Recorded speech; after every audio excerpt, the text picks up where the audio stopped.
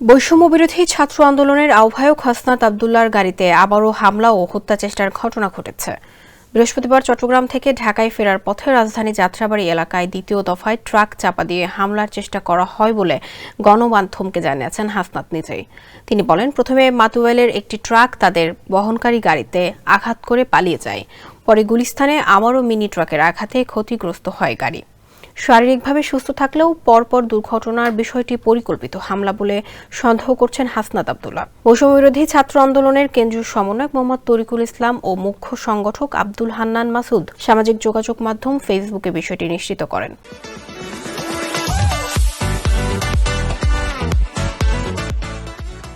এর আগে বুধবার চট্টগ্রাম কক্সবাজার মহাসড়কে সন্ধ্যা 7:30টার দিকে হত্যা চেষ্টার ঘটনা ঘটে বলে কালবেলাকে নিশ্চিত করেন বৈষম্য বিরোধী ছাত্র আন্দোলনের কেন্দ্রীয় সমন্বয়ক মোহাম্মদ তরিকুল ইসলাম। তিনি জানান, শহীদ অ্যাডভোকেট সাইফুল ইসলাম আলিফের কবর জিয়ারত করে ঢাকায় ফিরছিলেন বৈষম্য বিরোধী ছাত্র আন্দোলনের আহ্বায়ক হাসনাত আব্দুল্লাহ সার্জিস আলম।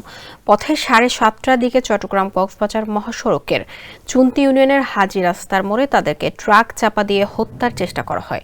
স্থানীয় লোহাপাড়া থানার দায়িত্বরত সহকারী উপপরিদর্শক মোহাম্মদ আলিম বিষয়টি নিশ্চিত করে বলেন, ঘটনার সঙ্গে জড়িত ট্রাকটি জব্দ করা হয়েছে, চলছে আইনগত প্রক্রিয়া।